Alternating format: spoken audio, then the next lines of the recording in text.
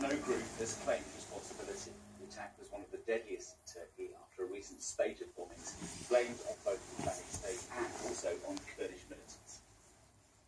Young patients were put at risk of harm and parents were let down as a specialist children's heart unit, this according to an official report out today.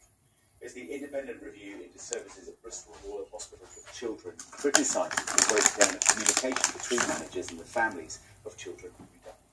It's also calling for a review of children's intensive care services across England, as Dan Johnson.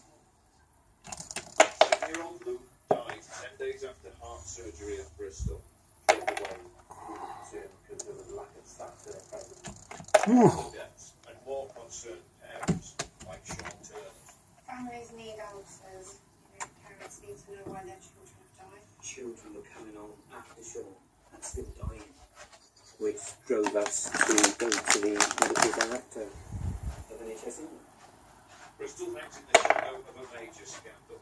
In the 1990s, babies died here because heart operations weren't good enough. This fresh review is clear. Recent problems are nowhere near as bad. It highlights poor communication and a defensive attitude from management, on top of pressure because of a shortage of staff.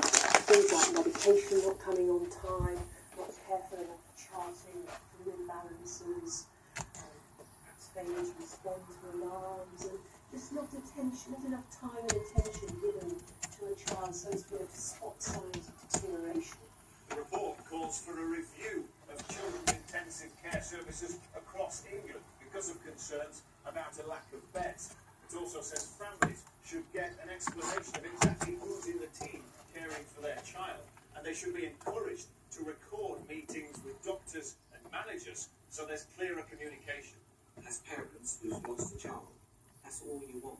You just want the truth of what's happened to your child. The NHS says these findings will help further improve children's care. Dan Johnson, BBC News, Bristol. Investigators examining a flight data recorder from the Egypt airplane which came down the Mediterranean last month have confirmed that smoke was detected on board. The Airbus A320 with 66 people on board crashed during a flight from Paris to Cairo. Initial investigations suggest that smoke alarms had gone off during the flight, but the plane's pilots made no distress call.